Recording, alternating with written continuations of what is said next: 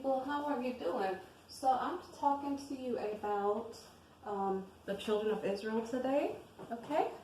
So where am I reading from? I'm reading from the book of Ezekiel right now, okay?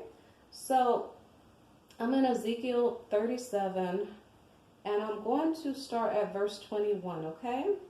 So we're talking about, instead of having two houses, the house of Israel, the house of Judah, right now I'm going to read from Ezekiel 37:21, okay?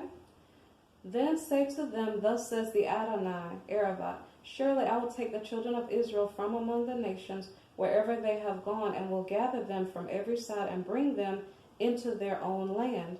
And I will make them one nation in the land. So instead of two houses, Israel and Judah, he's going to make them one nation in the land.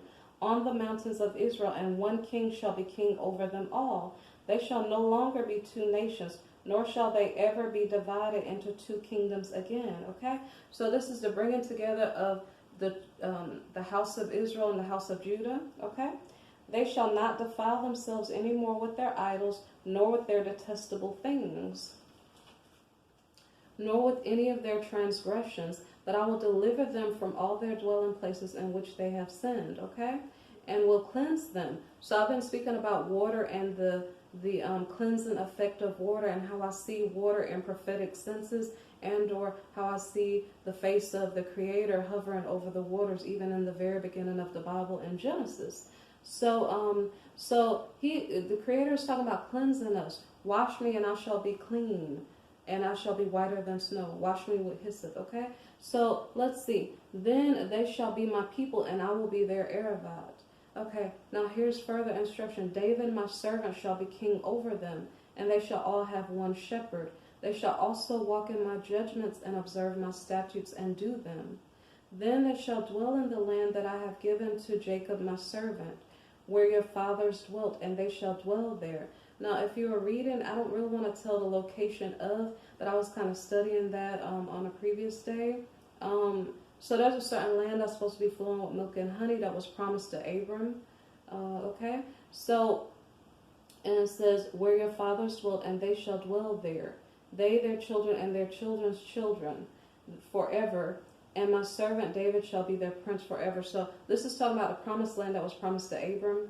Okay? That is where he wants us to dwell.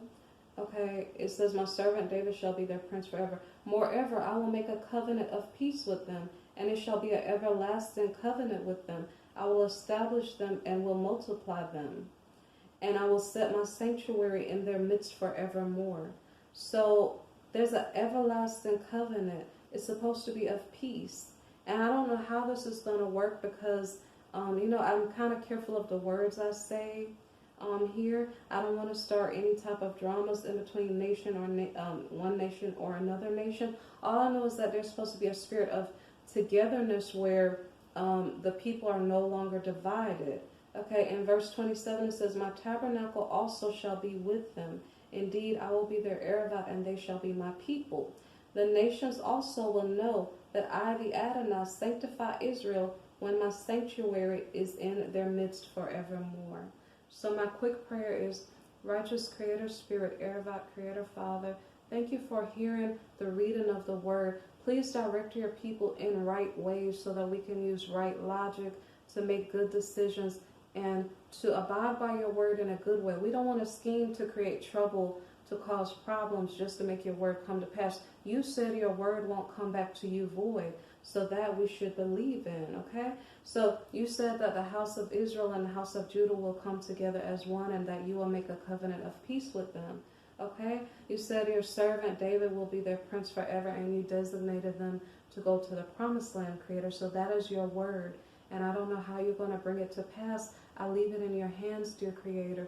Thank you for hearing the prayer of myself and or your people. I was reading from the book of Ezekiel 37, and it is your word. So let your righteous will be done, O Creator. Thank you for hearing this message, you who listen. I really appreciate it. If you like my channel, feel free to like, subscribe, share, and comment. Thank you. Bye-bye.